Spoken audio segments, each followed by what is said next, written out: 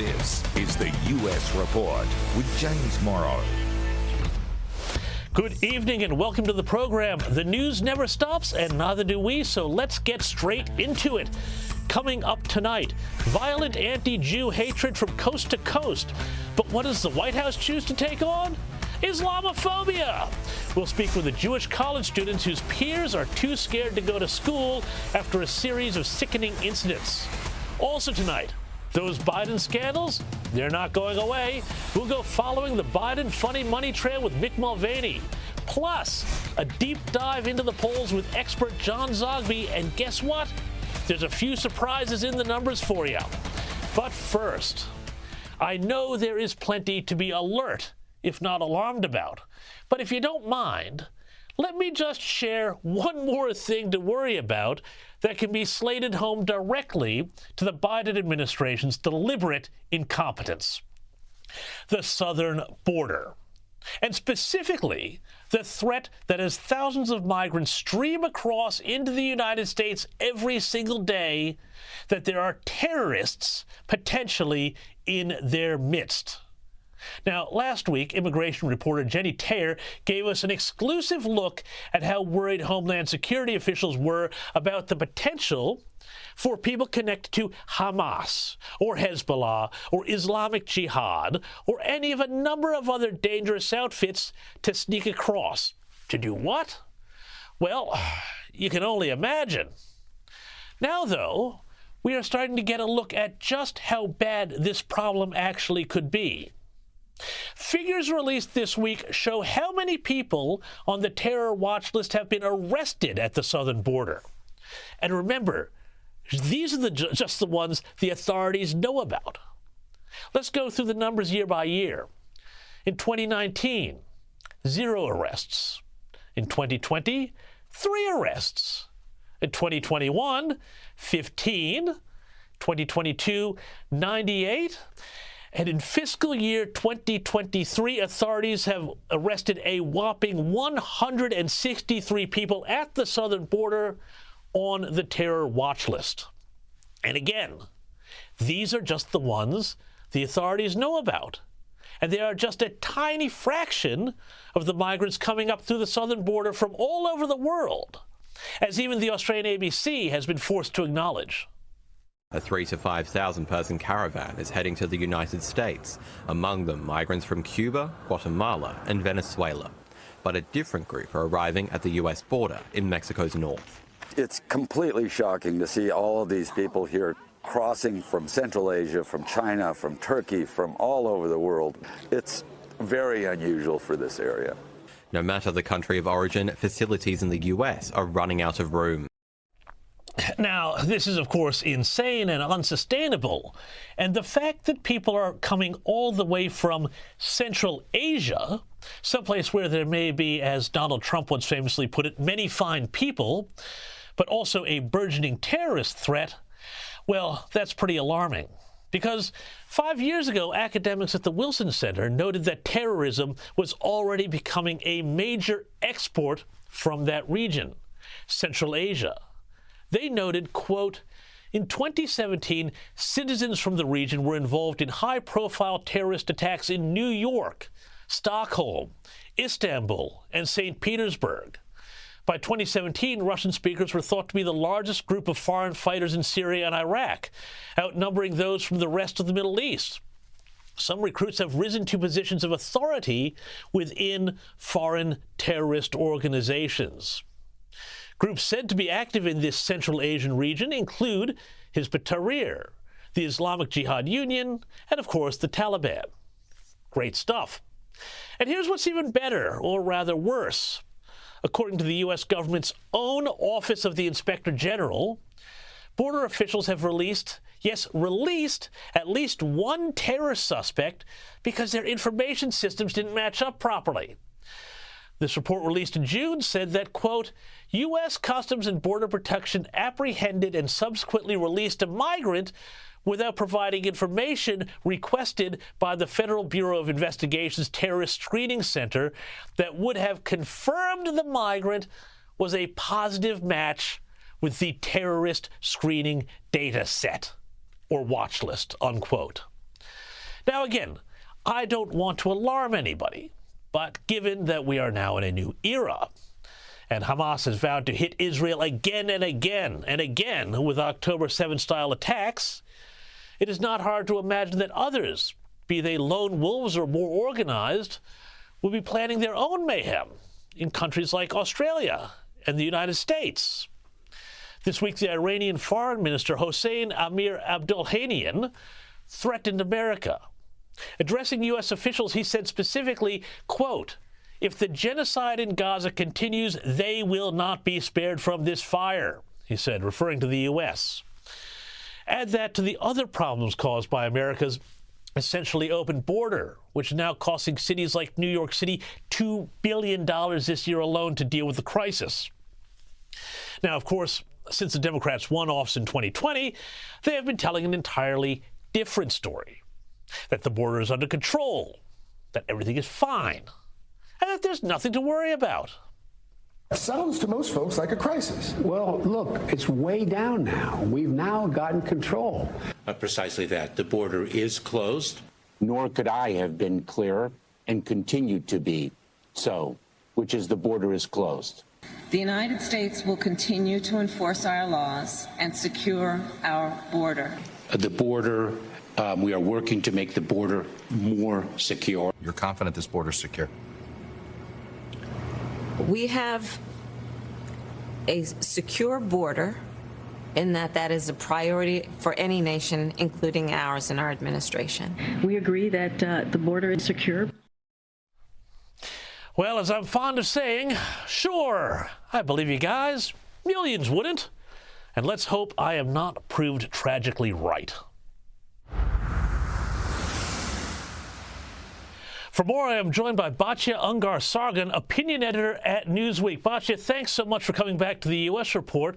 I want to start with this news here that the Biden administration has announced a national strategy to combat not anti-Semitism, but Islamophobia. Let's have a little listen to that announcement.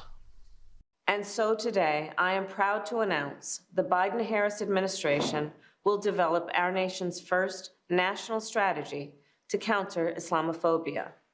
This strategy will be a comprehensive and detailed plan to protect Muslims and those perceived to be Muslim from hate, bigotry, and violence. Now, Batya, we can all agree that Islamophobia is a terrible thing, but all I'm seeing across my news here is attacks on Jewish Americans, people at schools, people out on the streets. How is this being received among Americans? I think a lot of people chuckled at this because it seemed to be addressing the exact wrong problem. Of course, I totally agree with you. Hating Muslims, Islamophobia is horrible. The problem is I'm not sure that it really exists in the numbers that such attention would suggest. There was a horrific story of a young Muslim boy who was killed by a crazy person, for all intents and purposes, who was reading the news. But that was the only episode that I have seen. What we're seeing a lot of is anti-Semitic vandalism, anti-Semitic chanting, anti-Semitic attacks against American Jewish students on college campuses. And so a lot of people chuckled at this. Well, where's our thing? I do have to say, I don't know that many Jews are going to hold this against the Biden administration. A lot of people feel that Biden has shown a lot of support for Israel. President Obama recently released a statement that was so horrific, and just the contrast between what we could have had and President Biden's, the way that he has been supporting Israel, I think that meant a lot to a lot of American Jews. The other thing I've been seeing a lot of is people seem to feel that this is a very naked ploy to get votes. People feel that Muslim Americans are probably turned off by President Biden's approach to the Middle East conflict. And so this is an attempt to say, we see you, we hear you, and get those voters back. Although I have to say, James, I wouldn't be surprised if those Muslim voters had started to sort of leave the Democratic Party long before this happened. We know that 35% of Muslim Americans voted for Donald Trump. We know that Donald Trump has been rising in the polls specifically for voters of color, specifically for working class voters of color. And so I'm not totally convinced that they're leaving President Biden over his handling of this issue. Well, this is a really interesting thing to me, Batya, because you mentioned Barack Obama, and he has been, shall we say, a fair bit more equivocal on Israel and their right to defend themselves than Joe Biden. Is this a generational split in the Democrat Party, where Joe Biden still represents, for all of his flaws, kind of that older Democratic Party that still had a real commitment to Israel before the sort of the modern version of the party, which is incredibly anti-Israel and much more focused on that kind of whole victim-oppressor Marxist narrative around the Palestinians? You know, James, in 2021, I would have said you're right. There's a generational divide. The future looks grim for Jewish Americans, for people who care about Israel, who support Israel, who believe that Israel is an important ally for the United States and the Middle East. This time around, I have to say, I've really been very surprised by the wellspring of support for Israel that I've seen across the board. There is a tiny fringe, very, very heavily concentrated in the elites on the left at universities, in the media, and then also on TikTok, because of course TikTok is controlled by the Chinese Communist Party, and so they have been amplifying pro-Hamas and pro-Palestinian content. That's where you're seeing this support. Everywhere else, there is just so much more support for Israel's right to defend itself, so much so that I saw a recent poll where when they asked Americans whose fault are the civilian casualties in Gaza, 63% said that they are Hamas's fault, and only 13% said that they are Israel's fault. So that really tells you something about the temperature of the nation. Gee, that's good to hear, because I think in Australia the numbers might be a little, unfortunately, different. But I was really interested in what you said there, Batya, about the elites and elite institutions. And we're going to speak to some people involved with university campuses a bit later in the program. But Yale, the Yale Daily News newspaper, and of course Yale being this great Ivy League university that basically is a training ground for American elites, they took down an editorial or an article because they said that it made, quote, unsubstantiated claims that Hamas raped women and beheaded men, unquote. This just seems absolutely, well, insane to me that people would deny this evidence, especially when I'm sure they would have taken Hamas on their word that Israel bombed that hospital, which, of course, they didn't do. Yeah, I believe that the article was left up, but it had an editor's note at the bottom, a correction, and then that correction was ultimately taken down. But you're absolutely right. Yale be clowning itself. Columbia, 300 professors coming out in support of Hamas. Harvard, the editor of the Harvard Law Review, literally attacking a Jewish student, screaming at them and pushing them, right? Stanford University coming out in support of Hamas. These are institutions of elite higher learning. They are where elites reproduce their elite status. And that is really the point here, James. These institutions are no longer institutions of education. They are institutions of elite reproduction. Indeed. And how do you show the world that you are part of the elites? You have to distinguish yourselves from the middle class, from the bourgeois, from the working class, from those values that good-hearted, regular, normal people have. For example, the idea that, oh, I don't know, mass rape is bad. Setting babies on fire is bad. These are ideas that every good-hearted person, every person knows to be true. And so at these institutions of elite status production, they have to show that they aren't just part of the normies, that they are separate and different and better than them. And so they have to turn against this idea that terrorism is bad. That's crazy. What you're seeing at these elite universities. Yeah. Crazy stuff, Batya Ungar-Sargon. Thank you so much, and I look forward to having you back again soon on the U.S. Report. Thanks, James. Let's keep the discussion going with my next guest, an alumni of Cornell University, which has been in the headlines this week for all the wrong reasons.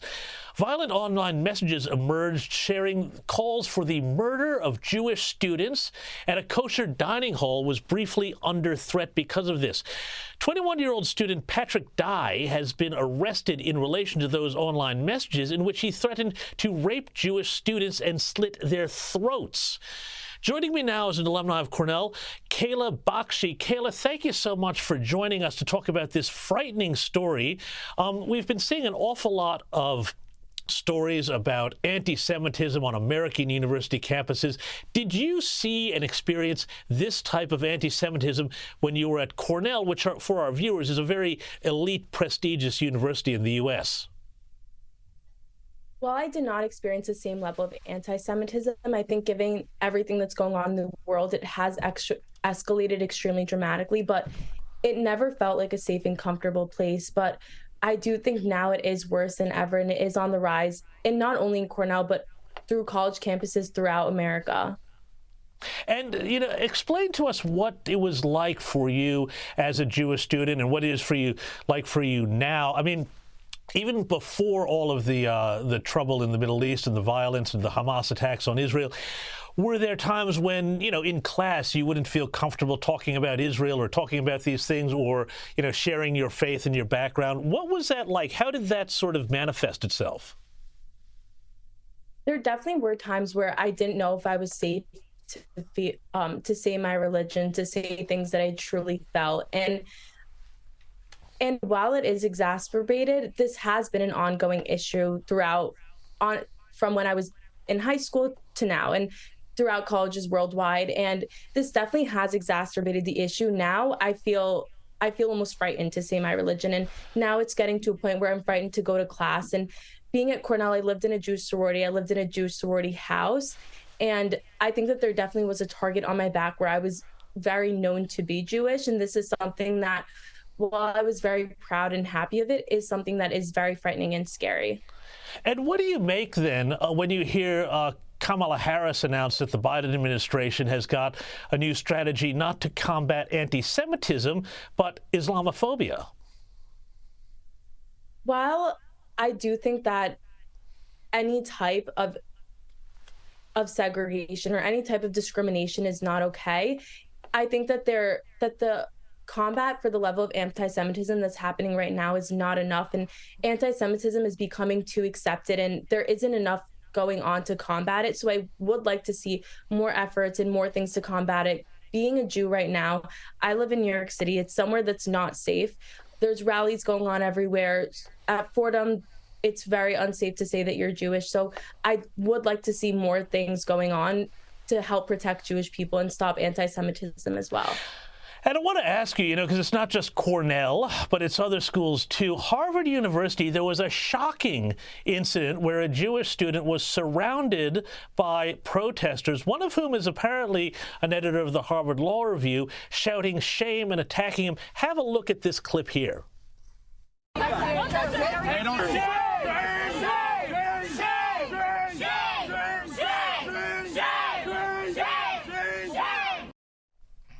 Why is it that we're seeing this, do you think, in so many elite institutions, these elite institutions which used to preen about microaggressions and safety and diversity?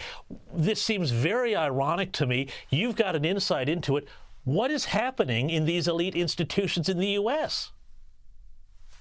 I definitely think it was a complete change. When I was a student, there was a really big emphasis on diversity, and now I'm seeing so much anti-Semitism and kind of an unprogression in a sense of what's happening on college campuses. And this is very disheartening because being in a college campus is somewhere where you should feel safe. You're away from home, and it's somewhere where you're supposed to be educated, and you're supposed to trust those educators and your fellow students to continue learning and really make a strive to make the world a better place. And seeing things like this, especially someone who's a law student at Harvard, is something that is very disheartening, because educational institutions are supposed to create a safe place for students to learn and be who they are and express their opinions. And this is the case for everyone except for Jews. And I am seeing this go on more, and it definitely is something that is not okay and something that has been growing. And I think because of everything going on in the world, anti-Semitism has become so much more accepted throughout the world, and that's why we're seeing this in such a wide scale. Indeed. Well, Kayla Bakshi, thank you so much for sharing your story and your perspective. Really appreciate it, and good luck out there. Now, don't go anywhere, because Mick Mulvaney's got the latest on the Biden family money scandals. Yeah, they're still going on. But in the meantime, Did anyone notice that it was Halloween this week? Pretty spooky stuff, especially as there was a creepy old man in Washington handing out candy to kids at a big house, or at least he was trying to.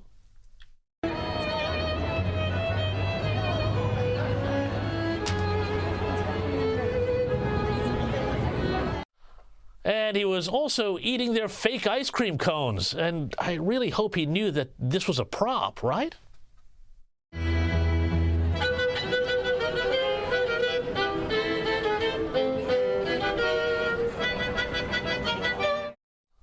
And the creepy old man also didn't know how to pose for a photo.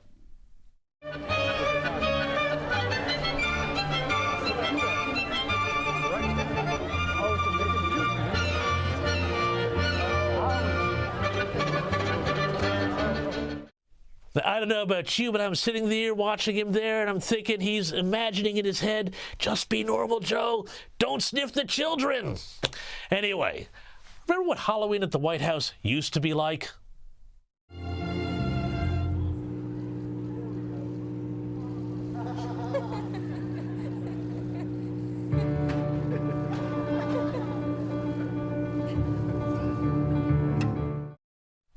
Enough with the minions. Mick Mulvaney is next.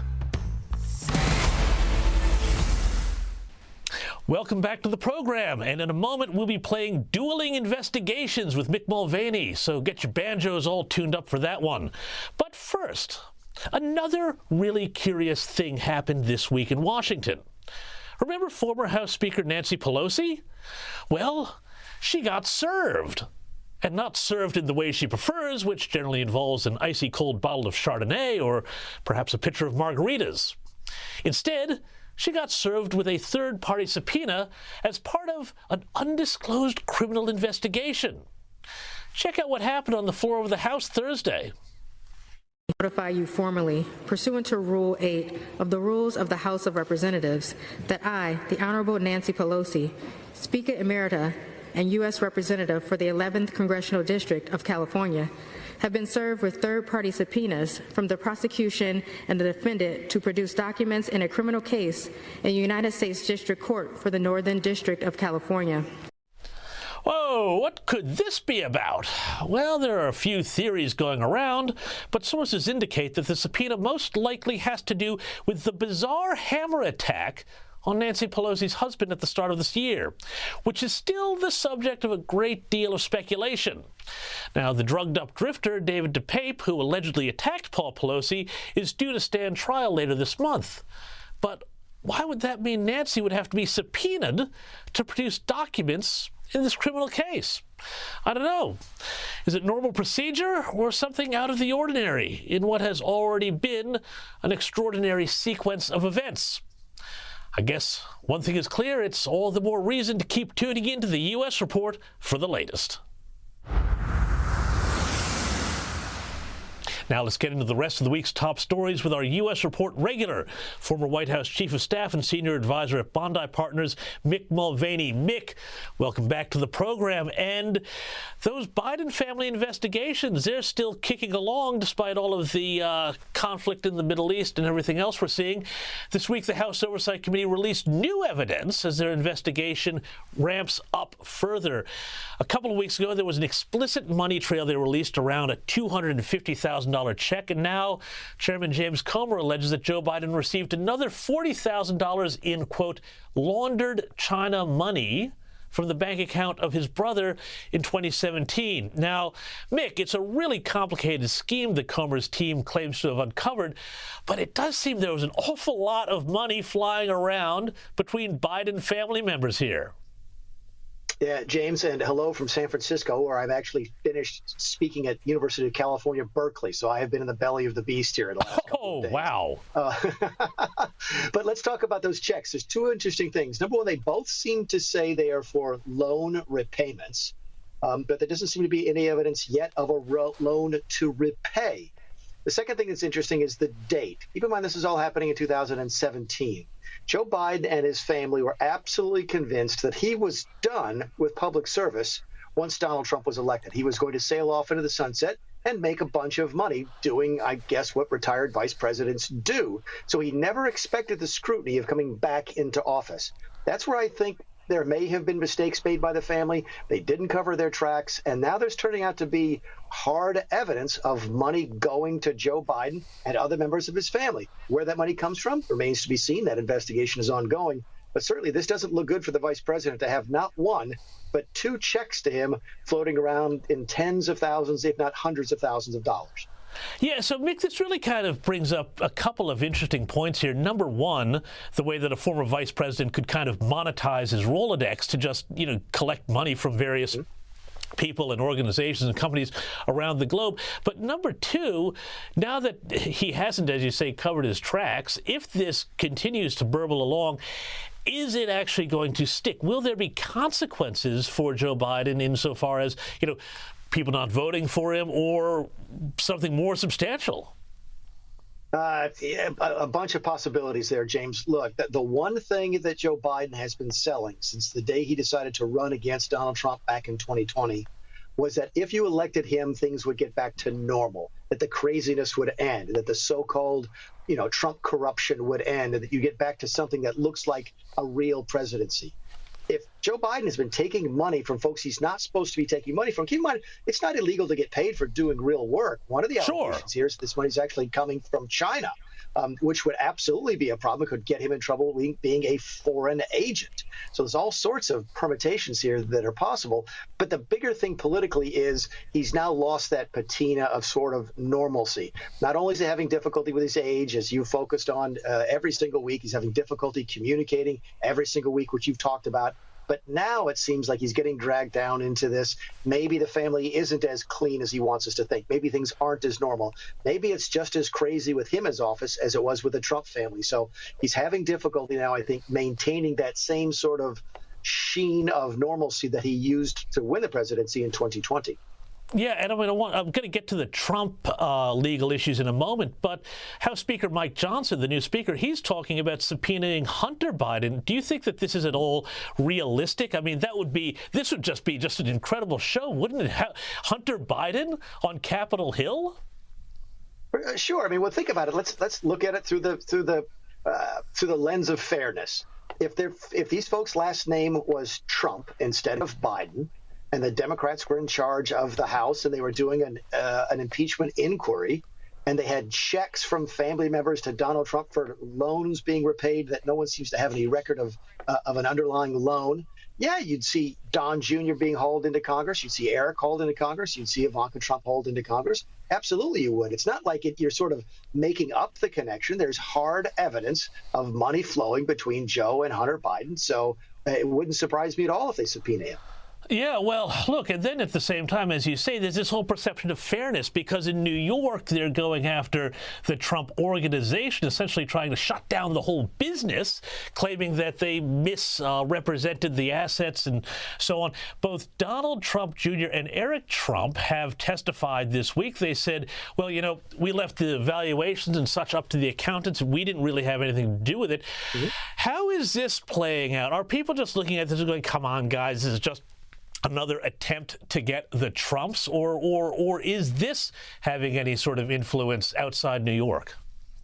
No, the case in Georgia is still getting a lot of attention. The case in Washington, D.C. related to January 6th is getting some attention. This is getting very little attention because keep in mind, James, again, this is not a criminal proceeding in New York. This is the Attorney General in New York accusing Donald Trump of lying about what he was worth.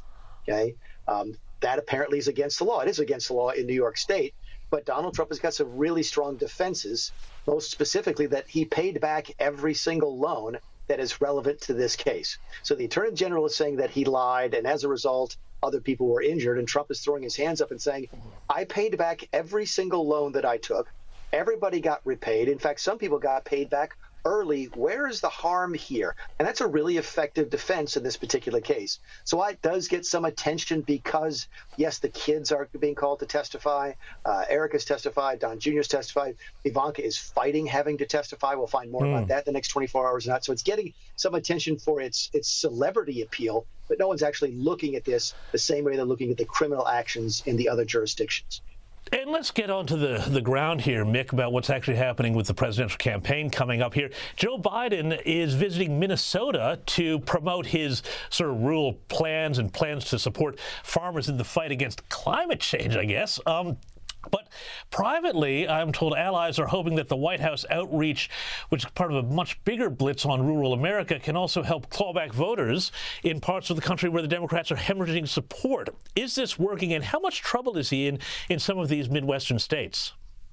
It's too early to say whether or not this is working. He's just starting, but he's got a steep hill to climb. His approval ratings have actually gone down since the beginning of the Israeli war, and that despite the fact that he's been very aggressive on TV. He's been very strong supporter of Israel. You could talk about whether or not his policies contributed to the situation, but since the war broke out, he's been a very strong supporter of Israel, and that's costing him votes. He's down about 10 points amongst Democrat voters since the beginning of the war, so he's moving in the wrong direction. Yes, they're sending him out into rural America to see how he's doing, but a lot of the arrows are pointing against him. Keep in mind, we've not even talked about the fact that a Democrat member of Congress filed to run against him this week, and now there's discussion about a dam breaking, and maybe 3, 4, 5, 6 other Democrats are now seriously considering filing against him now that this one Democrat has filed. So, yeah, Joe Biden's got a lot of difficulty even within his party before he needs to worry about rural voters in Minnesota against Donald Trump. Mick Mulvaney, we're going to have to leave it there, but that sounds like a pretty good sneak preview of what we'll be talking about next week. Thank you so much for your time. Now let's take a further deep dive into the latest poll numbers with founder of John Zogby Strategies, John Zogby. John, thanks so much for coming on the program again. In October, you had Biden edging Trump 51-49 in a two-way race, but does that still stand? No, it doesn't. And of course, it's no longer a two-man race. It's a 3 and maybe 3.5-man race. But the fact of the matter is that Donald Trump is leading now in most polls, including my own. And on top of that, Bobby Kennedy Jr. is a player in all of this. There are 3 polls in a row that showed Mr. Kennedy at 22%. We had him at 19% before he actually announced on October 9th, but he is a player. And in fact, in some states, Bobby Kennedy is polling in the 25-24% range with the 2 major candidates in the mid-30s. So this is very much a 3-man race. And John, who is Bobby Kennedy taking more votes away from, the Republicans or the Democrats? You know, it's funny because initially he was taking more away from Donald Trump than Joe Biden. Now, in the 3 most recent polls, it's clear that he's taking more away from Biden than he is from Trump, although he's taking a chunk away from Trump as well. And how is the war in the Middle East affecting the poll numbers? I mean, is Biden going to get a bump at all for looking presidential and standing by Israel, or is he getting hit for the chaos that's occurring on his watch? He's getting hit. He's getting hit actually from both sides.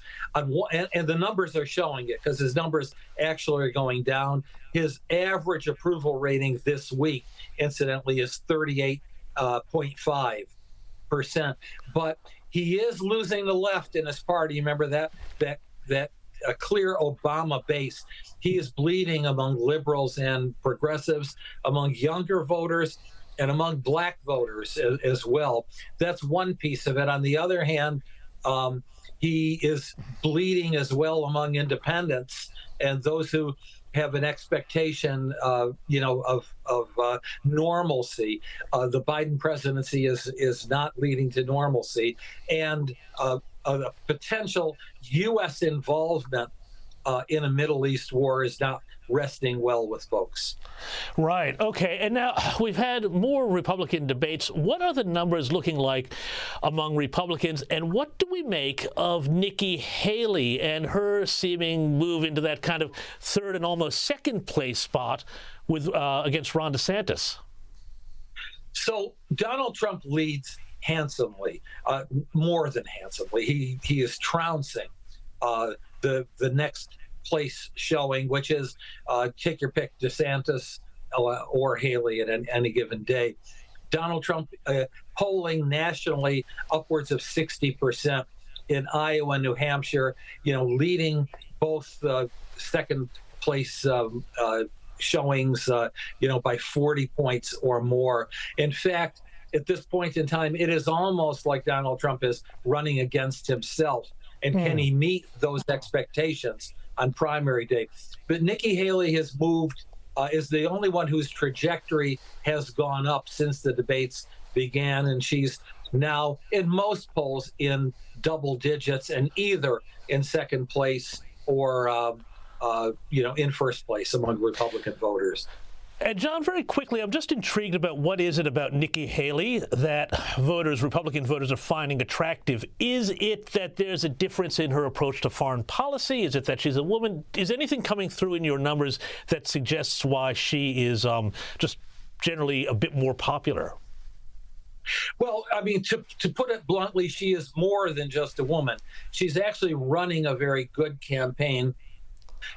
Having a smiley face and an affable personality never really hurts you. And she has that.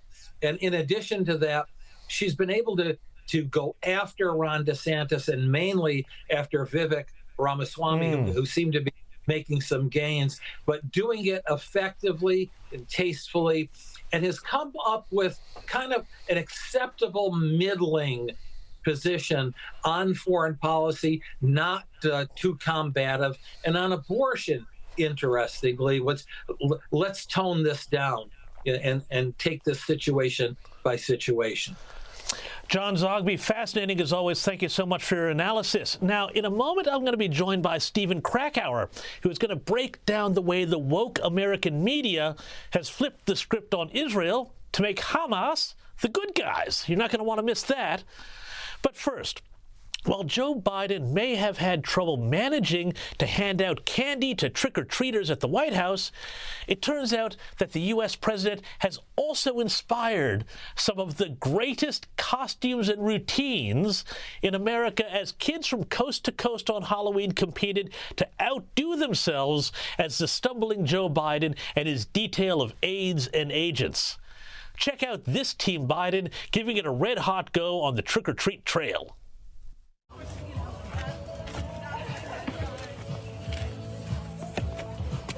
Mr. President, please. It's one step, Mr. President. Yes, good job, Mr. President. Yes, right here. No, this way, right here. Okay.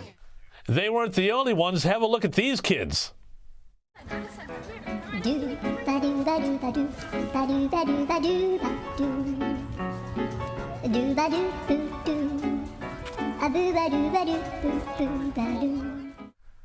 But I think this Biden costume wins by a nose. Wait for it.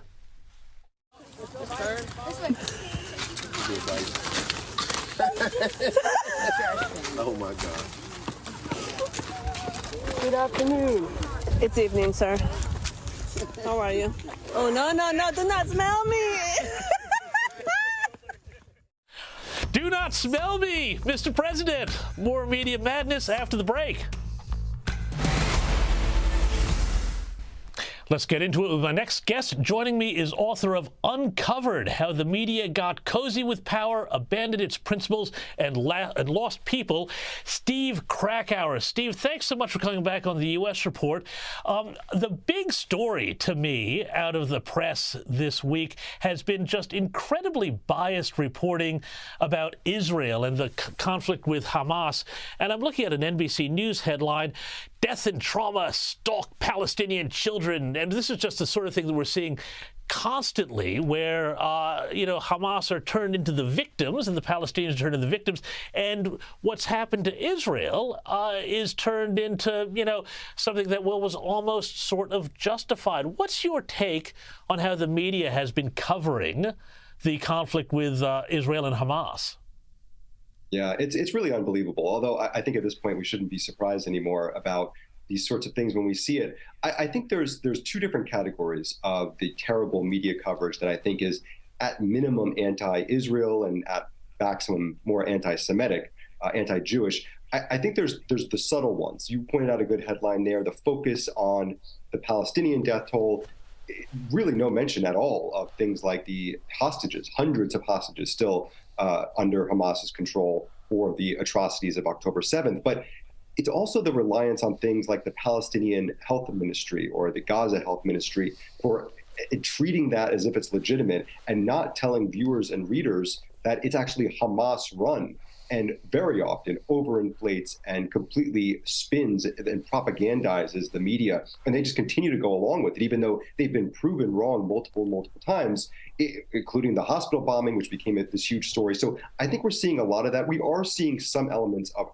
really overt anti-Semitism too in the press. But I think these more subtle ones, like you're pointing out with that headline, like the reliance on Hamas, that's what readers and viewers don't really understand fully. But it absolutely is one-sided, and I think that it's important to expose that. And I mean, Steve, it's a really interesting sort of shaping of the narrative that's happening here among editors and journalists. You know, one thing that we sort of see is this idea that, well, it's almost a competition between body counts, and that sort of determines who's in the right and who's in the wrong, which seems to be a bit, well, ghoulish and I think also wrong. But what is about the kind of groupthink among certain editors, certain journalists in the U.S. media? We see it here in Australia too, I got to say, that pushes everybody into this particular direction. I think it's a combination of factors. I think that there is. It's interesting. You talk about like the woke journalists in American media, a lot of different sort of marginalized communities they would really be going and supporting. But when it comes to Jews, when it comes to Israel, don't get that at all. No, instead, it's this sort of role reversal where, yes, the Palestinians, and it is, you know, it's tragic what's happening to them. But who's responsible for that? You know, we look at the Hamas control of that area, Hamas not letting their own people go to safer areas. We don't get that sort of coverage in the American press. And I think that a lot of this, like so many problems in the corporate press these days, goes back to social media, goes back to the incentive structure that's built in, where if they cover things in a certain way, in this case, maybe to what might be viewed as pro-Israel, they get yelled at by a couple hundred people on Twitter or X, and it sounds like it's this big deal. When you look at poll after poll, even most Democrats, certainly independents and Republicans, are supportive of Israel and absolutely support Israel's right to defend itself. We don't get that reflected in the press in a lot of instances because it's the loud but minority of people that are on social media that essentially bully these large news organizations into covering things a certain way. But also, Stephen, I'm sort of curious about whether or not the training institutions that these journalists are coming out of, you know, we spoke earlier in the program about anti-Semitism at elite university campuses, college campuses in America. Is the fact that they're coming out of, many of the journalists and editors come out of these institutions, they get so captured by the narrative that the Palestinians are the victims and the Israelis are the oppressors and colonists, that they can't sort of see past that frame that they've been given by their training? I think there's definitely a part of that. Look, I am truly disturbed by what we're seeing on college campuses here, particularly in the biggest cities, the cities that are potentially, you know, you would think of are the most woke, the most progressive. You know, New York, San Francisco, what's happening at Stanford, NYU, Columbia, and then you go to the Ivies and Harvard and Yale. And I mean, you go right down the line. That's where a lot of these instances of pure anti-Semitism are being shown, not from the students, not just from the students, but from the professors as well. So I do think that there is an element of that. I think that is something that is being ingrained into them. But I also think what's happening here is we have this moment, October 7th, the largest terror attack, not just even of Israelis, but of Americans killed since 9/11.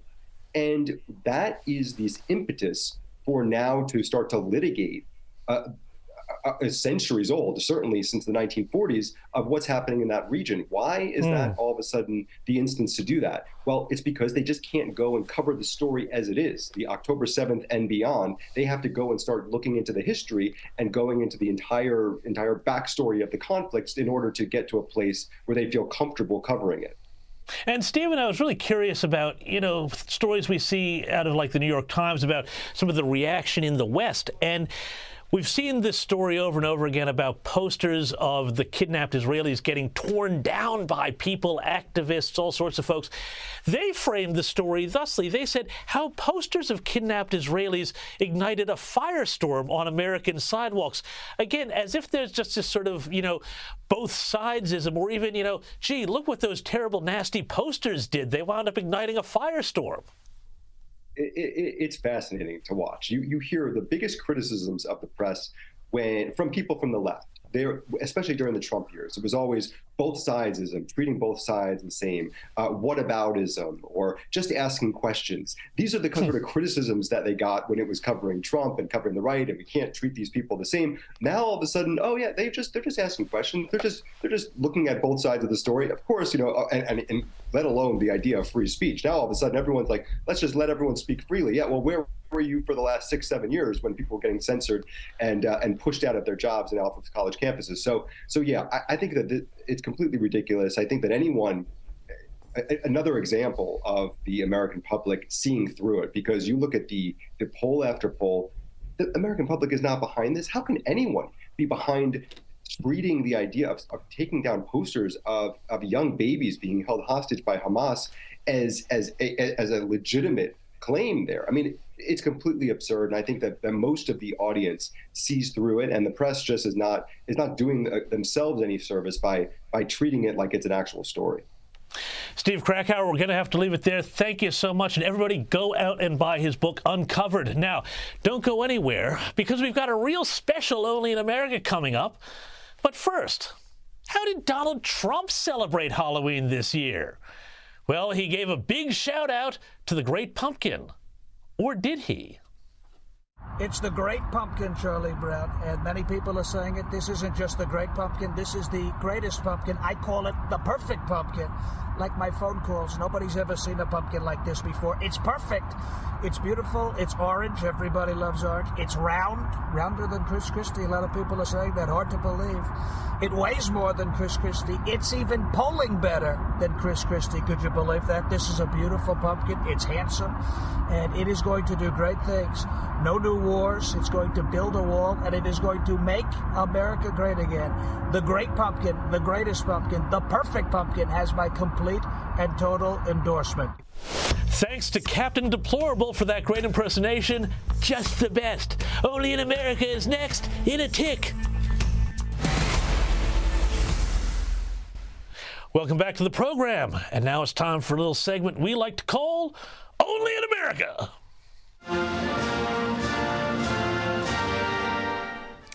Well, here's a great story out of America. Last weekend, vision emerged of a New York construction worker giving a piece of his mind to some idiot caught taking down posters of Israelis being held hostage by Hamas. If you didn't see it, here's a sample. I'm a veteran. I'm telling you. All right, don't rip up any I'm not Jewish. He's not Jewish. I don't know if he is or not. It doesn't matter. This is in the U.S. This is New York City. You don't have a right to touch that. This is a free country. You can wave your Palestine flag and say death to the Jews or America whenever you want, but we can put a sign. Okay? Then don't rip that down. You are doing something. You're offending us. Yeah, you are. When you throw that on the floor, you're littering the city. In a minute, I'm going to litter the floor with you. You have a proof? So move the on. Well, someone found the guy who confronted the poster ripper, and let's meet him here. I'm not a superstar. I'm just a regular guy who didn't like what I saw, and it shouldn't be celebrated what I did. It should be normal. Everyone should react like that. This shouldn't be a news story because someone doesn't like posters of murdered children and kidnapped children being taken down. This should be the norm, not the exception. What that guy was doing should be the exception. Anyway, that's it. What a guy. The best of New York, the best of America right there. Anyway, that's all the time we have for this week, so I'll see you next time. Bye-bye.